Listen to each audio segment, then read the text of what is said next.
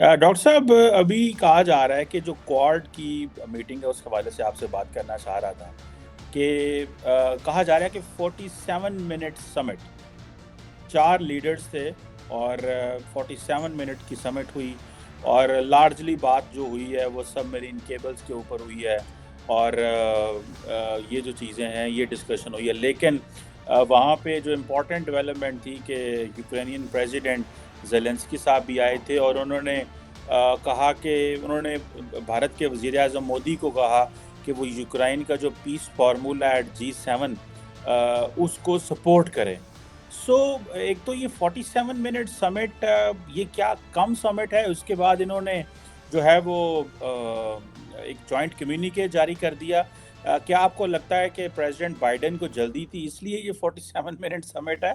या क्या आप समझते हैं एजेंडा कम था और ये बातें खैर काफ़ी हुई हैं कि हमें जो है वो जो अंडर द सी केबल्स वगैरह बिछानी है और भारत के वज़ीर-ए-आज़म ने कहा है कि ये पीस, स्टेबिलिटी और प्रॉस्पेरिटी का है और ये जो इंडो पैसिफिक रीजन है, this is the region of global trade, innovation and development. So sir, what do you make of this summit sir? Kindly हमारे साथ ज़रा शेयर करें। आपने वीडियो देखी है वो मीटिंग की 47 मिनट्स की? आपको ऐसा लगता है कि बाइडेन वहाँ बैठकर अंडर वाटर केबल्स के बारे में बात कर सकते हैं? मुझे लगता है कि वहाँ 45 मिनट्स में बस ये पूछा, तुमने चुमा लिया ज़ेलेंस्की का, तुमने छप्पी दी ज़ेलेंस्की को, कितना ज़बरदस्त है, पहले इतना पेट था अब कम हो गया, क्या बहादुर आदमी है, सलाहुद्दीन अय्यूबी के बाद शायद इससे बहादुर, लायन हार्ट, इस तरह की बकवास हुई होगी वहाँ पर। और नरेंद्र मोदी खामोश बैठ के सुन रहे हैं। They trying to put pressure on Modi कि वो रशिया को छोड़ के यूक्रेन के तरफ थोड़ा पॉजिटिव स्टेटमेंट्स कर। यहाँ पे फाइनेंशियल टाइम्स में एक आर्टिकल छपा about the quad meeting, US के फाइनेंशियल टाइम्स ने, और उसमें उन्होंने इतनी तारीफ़ें लिखी, मतलब हर अखबार को आप खोल के देखें कि सारे के सारे ज़ेलेंस्की को लाइक गब्बर सिंह आ गया, इस तरह की रिपोर्ट्स हैं वहाँ पर।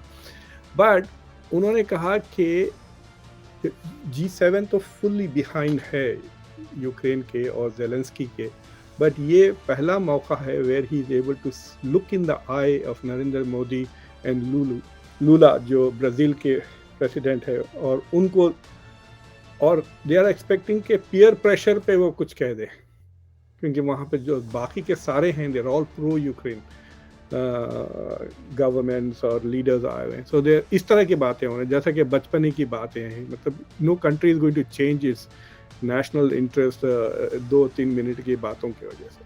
तो मुझे लगता है कि दिस एजेंडा वाज पूरा का पूरा, दोनों क्वाड का भी ले लें आप और G7 का भी एजेंडा ले लें, वो सारा का सारा यूँ कहते हैं कि यूक्रेन के सदक़े, ज़ेलेंस्की के सदक़े हो गया। बट उनका जो कम्युनिके था एटलीस्ट दैट वाज इंटरेस्टिंग कि वो चाइना का नाम लिए बगैर चाइना को काफ़ी डायरेक्टली उसने इशारे किए कि we want to have an Indo Pacific region that is coercion free और इंटिमिडेशन फ्री। यानी ये बेसिकली इन्होंने चाइना को क्लासिफाई कर दिया as an intimidating and coercive power. और अपने प्रेस कॉन्फ्रेंस में मैंने 1-2 शोज़ पे कहा कि Modi should not have gone for this G7, क्योंकि ये जब तक कि ये यूक्रेन है, या तो इंडिया की पोजीशन को वो आइसोलेट करेंगे और प्रेशर करेंगे। प्लस आप देखिए जितने भी मेन फोटोग्राफ्स वगैरह आ रहे हैं G7 से, उसमें मोदी की प्रेजेंस नहीं है। G7 is not G7 is G7+1 है। तो एक नॉन एन्यूमरेटेड मेंबर EU भी है। तो आपको जो फोटोग्राफ्स नज़र आएंगे जितने भी मेन, उसमें सब के सब जो है सो वो 7 लीडर्स जो, और यूरोपियन यूनियन की प्रेसिडेंट भी है, तो वो नज़र आ, हाँ, लेकिन मोदी नज़र नहीं आ रहे हैं। सो मोदी ये मैंने को भी नोट बैकबेंचर, किया था। हाँ, तो मोदी जी को इन्होंने सेकंड रो में डाल दिया विथ इंडोनेशिया एंड ब्राज़ील के, ये भी थर्ड वर्ल्ड को हमने गरीबों को भी ना आज खाने पे बुला लिया है, इस तरह कर दिया। सो that is something he should not have tolerated. और फिर अगर आप वो जो मीटिंग ज़ेलेंस्की की, और मैं आपके सुनने वालों को एक इंटरेस्टिंग टिप देता हूँ कि जो ज़ेलेंस्की के साथ जो मोदी की मीटिंग हुई उस पर काफ़ी तनकीद इंडिया में बातें हो रही हैं कि टेलीप्रॉम्प्टर नहीं था मोदी को अवेलेबल, इसलिए इट वाज काइंड ऑफ अजीब सा था। लेकिन आप उस वीडियो को दोबारा देखें विद द साउंड ऑफ, और बॉडी लैंग्वेज देखिए इंडियन टीम की, खासतौर से जयशंकर साहब और अजीत डोवल की, you will might have an interesting experience because clearly the Indian side was not happy even to sit down with him. वो तो साफ जाहिर आ रहा था, उनकी आवाज़ बंद कर दें और फिर देखें, you can see from the body language of all of them including the prime minister कि they were not very happy, मुस्कुराहटें बिल्कुल नहीं थी ज़्यादा। So एक तरह से दिस G7 मीटिंग ने वेस्ट के लिए दो चीज़ें अचीव करें कि काफ़ी ओपन तरीके से इन्होंने सिग्नल भेजा रशिया को कि तेरे को तो नहीं छोड़ने वाले हम। That was the signal to Russia. Sanctions और मज़ीद टाइट होने वाले हैं रशिया के ख़िलाफ़। बाइडेन हैज़ फाइनली ओकेड के F-16 की ट्रेनिंग पायलट्स को दे देंगे यूक्रेन। तो आप देखना हो यूक्रेनियन पायलट्स कितना जल्दी सीखते हैं। अब सब सुपरमैन बने हुए ना आजकल, हर बंदा यूक्रेन का इज़ अ सुपरमैन। जो लोग आप में 6 महीने में कर सकते हैं वो 6 हफ्ते में कर लेंगे। So they are going to learn how to fly F-16।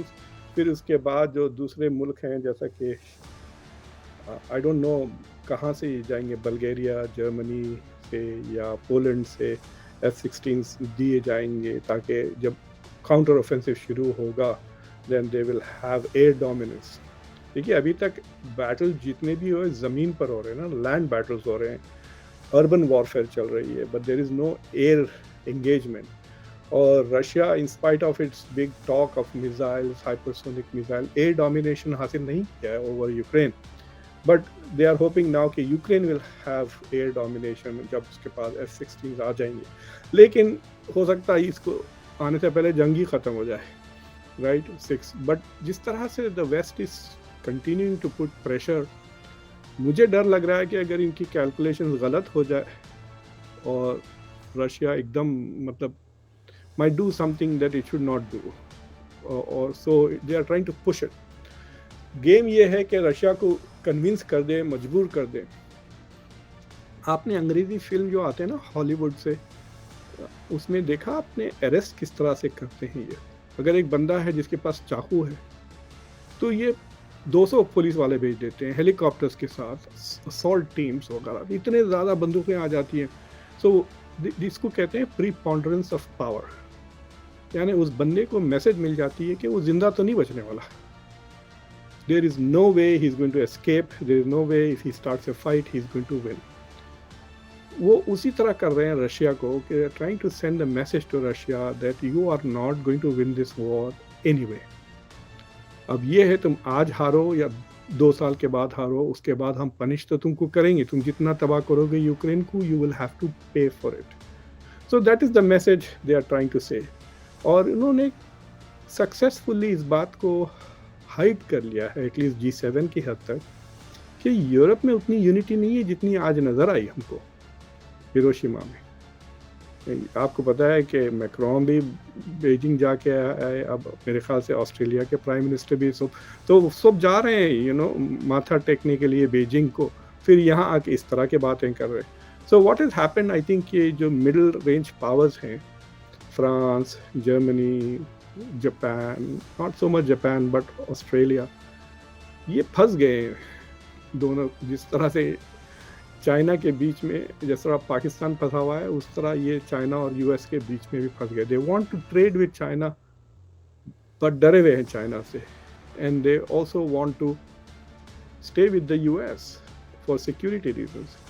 मेरे ख्याल से ये चाइना की डिप्लोमेसी का टोटल फेलियर है और वेस्टर्न डिप्लोमेसी का सक्सेस है कि एशिया के मुल्क चाइना से डरते हैं, क्योंकि बिजनेस तो सब कर रहे हैं। आप देख लें 2022 में China US, China Europe, China Japan, China India, trade सबसे ज़्यादा रहा है पिछले। So they are all doing business with China. लेकिन अमेरिका के पास जाके क्वाड की बातें हो रही है, G7 का भी फोकस रशिया और चाइना पे ही था। दैट इज़ बिकॉज कि वो इट्स लाइक सेइंग कि आप वो दुकान पे जाके दूध तो ले रहे हैं लेकिन आपको दूध वाले से डर हो रहा है कि मेरा हाथ ना खा जाए, राइट?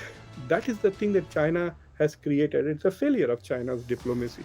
तो G7 in a way जो यूक्रेन के फैंस हैं और यूक्रेन के लिए एकदम इमोशनल और मोटिवेटेड है, उनके लिए this was a very good summit. और India is trying to say it was great, but I don't think it was as good a summit for India जितना से फॉर एग्जांपल G20 जो Indonesia में हुआ था, या SCO जो समरखंड में हो. एट होम तो खैर इंडिया इज किंग, बट जब आप दूसरे पिच पे बैटिंग करते हैं तो कभी कभी गोला ज़्यादा स्विंग होता है. तो उस तरह यहाँ पे हिरोशिमा में Modi was not at the centre of the affairs. हालांकि कहते हैं कि आजकल all eyes are on India, Hiroshima में all eyes were on Zelensky. बिल्कुल सही. अच्छा डॉक्टर साहब ये बताइएगा कि ये जो ब्राज़ील इतना क्यों इम्पोर्टेंट है फॉर यूक्रेन? उसकी वजह ये है कि जैसे फॉर एग्ज़ाम्पल आपने भी ज़िक्र किया, ये जो प्रेसिडेंट लुला डा सिल्वा हैं, इन्होंने कहा था कि एक पीस ग्रुप बनना चाहिए यूक्रेन के हवाले से. तो हालांकि जो अमेरिका के जो UN नेशनल सिक्योरिटी